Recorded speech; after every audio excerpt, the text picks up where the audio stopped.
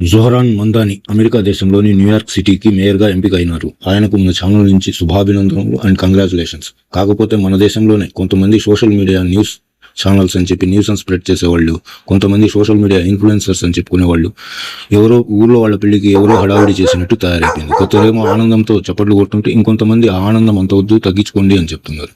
రిషి సునక్ గారు ఇంగ్లాండ్ ప్రధానమంత్రి అయినప్పుడు కూడా ఇదే తంతు నడిచింది.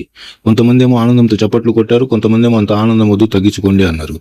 ఎవరు ఏ దేశాల్లో గెలిచినా ఆ సమాజంలోని సమస్యలను, అక్కడున్న ప్రజల కష్టాలను అర్థం చేసుకుని వాళ్లకు వివరంగా చెప్తే మేము ఎన్నికైనప్పుడు ఏ విధంగా ఆ కష్టాలను దూరం చేస్తామో అని వివరంగా చెప్పగలిగితే ఆ ప్రజలు, అక్కడున్న సమాజ ప్రజలు వాళ్ళని గెలిపించి అధికారంలో కూర్చోబెడుతున్నారు.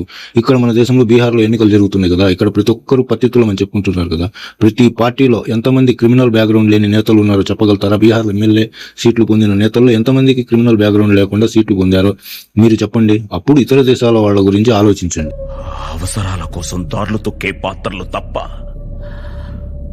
హీరోలు విలన్లు లేరి నాటకంలో ఈ social media news channels and social media influencers ని నమ్మితే పోతారు, మొత్తం పోతారు.